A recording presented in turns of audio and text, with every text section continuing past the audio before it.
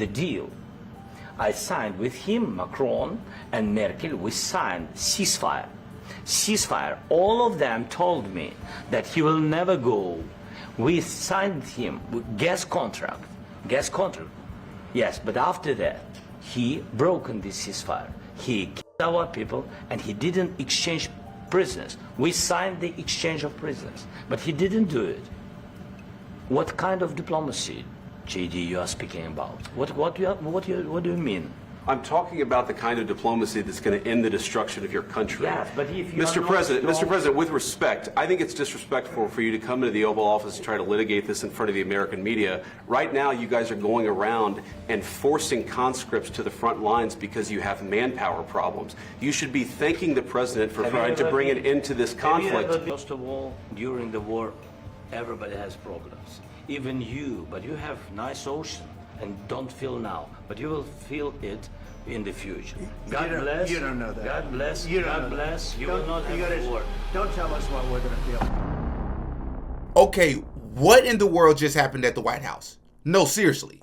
This has to be, to the best of my knowledge, this is the first time in American history a shouting match like this has ever happened in the Oval Office. And it was between President Trump, J.D. Vance, and President Zelenskyy from Ukraine. Now, the bigger question, or just as big of a question, is I want you all to tell me what's wrong with me. And what I mean by that is there seems to be way more people that is happy with the way that Trump and J.D. Vance handled this as opposed to how I feel, which is I have mixed feelings. I feel good about some things and I'm not so happy with some other things that Trump and J.D. Vance said and how they behaved themselves. But don't worry, I'm going to show all of it to you. Hit that like button, subscribe to the channel. Let's check it out. Okay, and for the good of the world. I'm aligned with the world, and I want to get this thing over with. You see the hatred he's got for Putin. It's very tough for me to make a deal with that kind of hate. He's got tremendous hatred, and I understand that, but I can tell you the other side isn't exactly in love with, him either. So it's not a question of alignment. I'm aligned with the world. I want to get the thing set. I'm aligned with Europe. I want to see if we can get this thing done. You want me to be tough? I could be tougher than any human being you've ever seen. I'd be so tough. But you're never going to get a deal that way. So that's the way it goes. All right, one more question. Hey, I want to respond to this. So look, for 4 years in the United States of America, we had a president who stood up at press conferences and talked tough about Vladimir Putin, and then Putin invaded Ukraine and destroyed a significant chunk of the country. The path to peace and the path to prosperity is maybe engaging in diplomacy. We tried the pathway of Joe Biden, of thumping our chest and pretending that the President of the United States' words mattered more than the President of the United States' actions. What makes America a good country is America engaging in diplomacy. That's what President Trump is doing. Okay, so before we hear from President Zelenskyy, who's definitely about to respond, I just want to let you all know this is where everything went downhill. It was the fact that J.D. Vance mentioned diplomacy, and you're about to see why and what problem President Zelenskyy had with J.D. Vance's statement. But I also want to say I agree with everything else that J.D. Vance just said, right? We are dealing with a president, President Trump, who is more about actions as opposed to just talking and sounding tough. We're really about putting the hammer down and standing for our values and supposedly putting America first. But I want you all to take a listen. Can I ask you? Sure. Yeah? Yeah. Okay. So he occupied our parts, big parts of Ukraine, part of East and Crimea. So he occupied it on 2014. So during a lot of years, so I'm not speaking about just Biden, but those time was Obama, then President Obama, then President Trump, then President Biden, now President Trump, and God bless, now President Trump will stop him. But during 2014, nobody stopped him. He just occupied and took. He killed people. You know what the contact line? 2015. 2014 and 2015. 2014. Yeah. So I was not here. Yeah, but that's exactly right. Yes, but during 2014 till 2022, yeah, the situation the same. The people have been dying on the contact line. Nobody stopped him. You know that we had conversations with him, a lot of conversation, my bilateral conversation, And we signed with him, me, like a new president. In 2019, I signed with him the deal. I signed with him, Macron and Merkel, we signed ceasefire. Ceasefire. All of them told me that he will never go. We signed with him with gas contract. Gas contract. Yes, but after that, he broken this ceasefire. He killed our people and he didn't exchange prisoners. We signed the exchange of prisoners, but he didn't do it. What kind of diplomacy, JD, you are speaking about? What do you mean? I'm talking about the kind of diplomacy that's going to end the destruction of your country. Yes, but if you Mr. President, with respect, I think it's disrespectful for you to come into the Oval Office and try to litigate this in front of the American media. Right now, you guys are going around and forcing conscripts to the front lines because you have manpower problems. You should be thanking the President for trying to bring an end to this conflict. Have you ever been to Ukraine that you say what problems we have?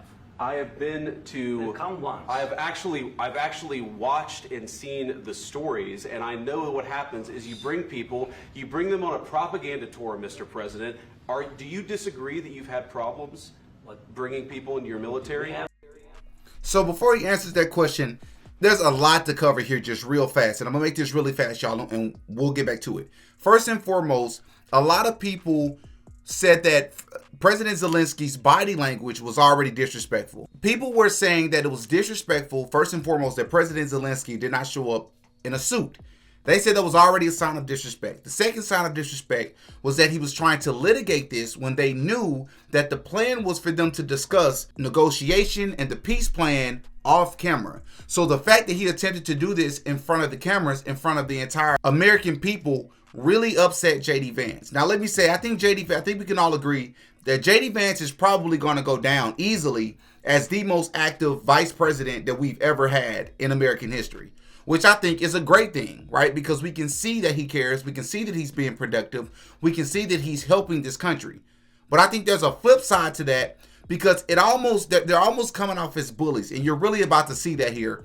They're almost coming off as like two presidents talking to one president. It's like, is Trump the president here or is JD Vance the president here? I think there's a certain dynamic that's necessary, and I think there's a certain dynamic that isn't necessary.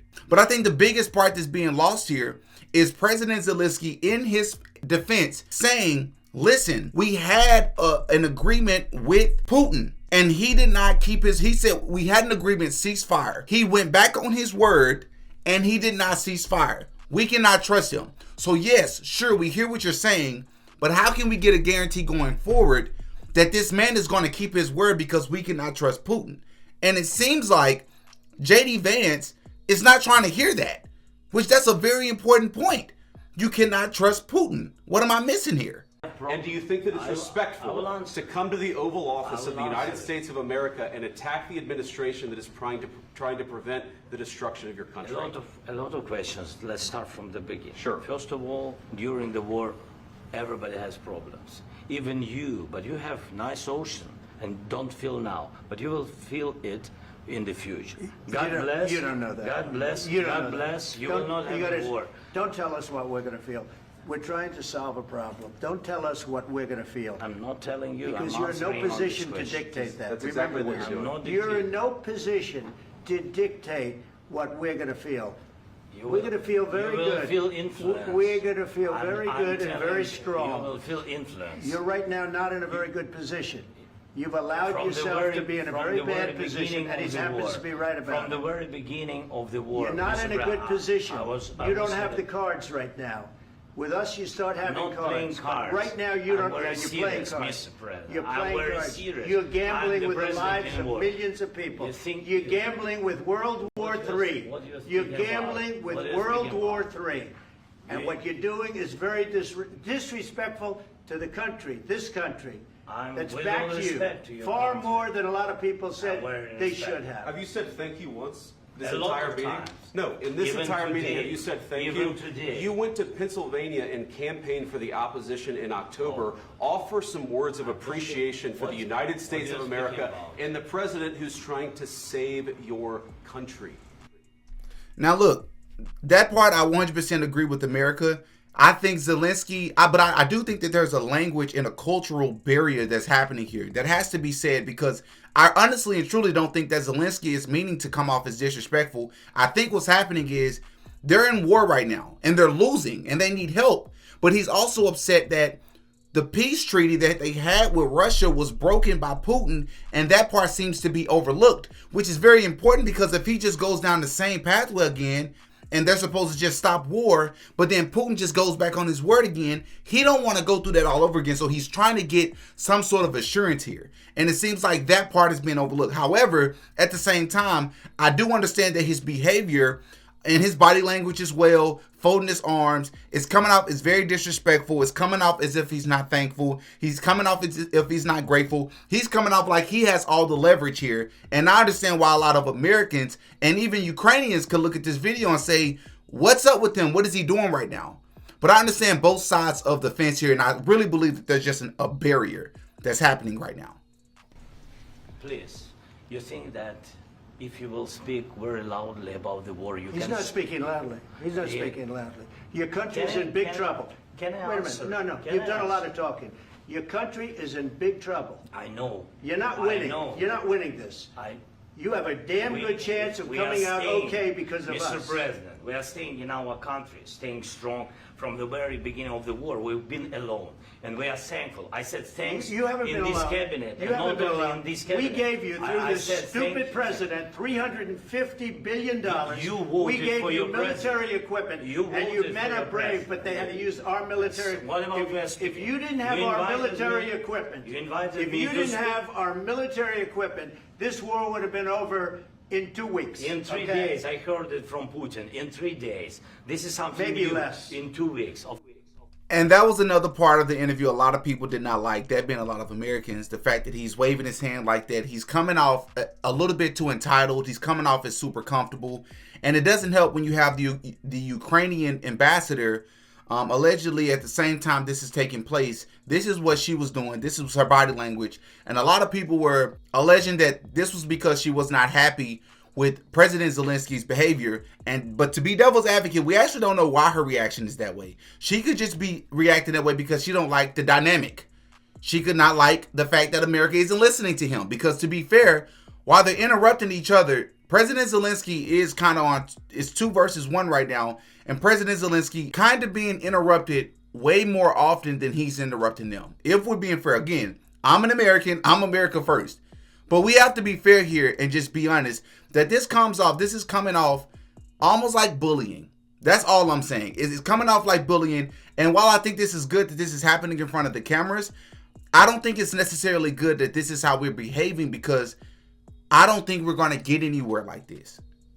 Of course he has. It's going to be a very hard thing to do business like this. Again, I tell you. just say thank you. I said a lot of times to American people. Accept that there are disagreements, and let's go litigate those disagreements rather than trying to fight it out in the American media when you're wrong. We know that you're wrong. But you see, I think it's good for the American people to see what's going on. I understand, sir. I think it's I very understand. important. That's why I kept this going so long. You have to be thankful. You don't have the I'm cards. thankful. You're buried there. Your people are dying. tell you You're again, running I low know. on soldiers. Listen, Please, you're running Mr. low on President. soldiers. It would be a damn good thing. Mr. And then President. then you tell us, I don't want a ceasefire. I don't want a ceasefire. I want to go and I want this.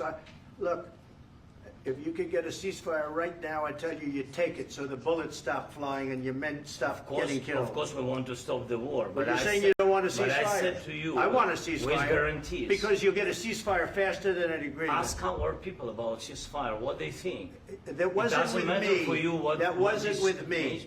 It That was wasn't with with you. a guy named Biden who was not a smart person. This That is was your, with, this that is was with your Obama. president. It was your president. Excuse me. That was with Obama, who gave you sheets, and I gave you javelins. Yes. I gave you the javelins to take out all those tanks. Obama gave you sheets. In fact, the statement is Obama gave sheets and Trump gave javelins. You got to be more thankful. Look, this is good that it happened in front of the American people, but these are this is what you call a negotiation, and negotiations typically happen like this. There's a lot of emotions involved. They aren't chocolates and roses or lilies and roses. It doesn't go perfect. This is typically how they go, but they typically go like this off camera. I will say that President Trump hopped on Twitter and said, A statement from President Donald Trump. We had a very meaningful meeting in the White House today. Much was learned that could never be understood without conversation under such fire and pressure. It's amazing what comes out through emotion, and I have determined that President Zelenskyy is not ready for peace if America is involved, because he feels our involvement gives him a big advantage in negotiations. I don't want advantage. I want peace. He disrespected the United States of America in his cherished Oval Office. He can come back when he is ready for peace. I like that he left that opportunity open, man, but I just felt like this could have been handled a little bit better. But then again, people have mixed reactions. Maybe there's something that I'm missing. I may sound completely tone deaf to a lot of you all. Hop in the comment section and give me you all's thoughts. Let me know what I'm missing. Maybe how I need to look at it from a different perspective. But I still feel like we could have listened a little bit better, and we could have met him in the middle a little bit better. At the same time. While at the same time, I personally don't feel like we need to be giving money to anybody outside of the country, because we have enough problems here. But if we're going to be doing it, I think we should handle and conduct ourselves a little bit better. But y'all hop in the comment section, let me know what you all think, man. I'm Demetrius. I go by DD. That's all for this one. Until next time. Peace. Oh, yeah. DD got a podcast.